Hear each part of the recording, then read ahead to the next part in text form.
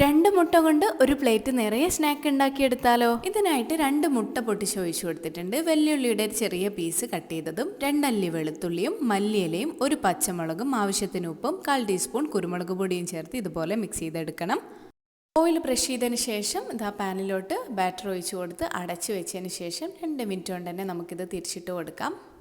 ഇപ്പോൾ ഇതാ ഓംലെറ്റ് ആണല്ലേ റെഡി ആയിട്ടുള്ളത്. ഇനി നമുക്കിതുപോലെ ഒന്ന് കട്ട് ചെയ്തെടുക്കാം. നിങ്ങളുടെ ഇഷ്ടത്തിനനുസരിച്ച് കട്ട് ചെയ്തെടുത്താൽ മതി.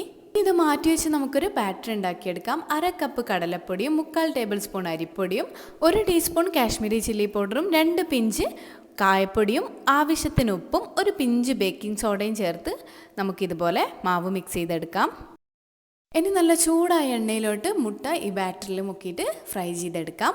ബാറ്റർ ഒരുപാട് ലൂസ് ആവാതിരിക്കാൻ പ്രത്യേകം ശ്രദ്ധിക്കണം. കുറച്ച് വെള്ളം ഒഴിച്ച് മിക്സ് ചെയ്തെടുത്താൽ മതി. അപ്പോൾ ഉറപ്പായിട്ടും ട്രൈ ചെയ്തൊക്കെ. വീഡിയോ ഇഷ്ടപ്പെട്ടിട്ടുണ്ടെങ്കിൽ ഫോളോ ചെയ്യാൻ മറക്കല്ലേ. താങ്ക്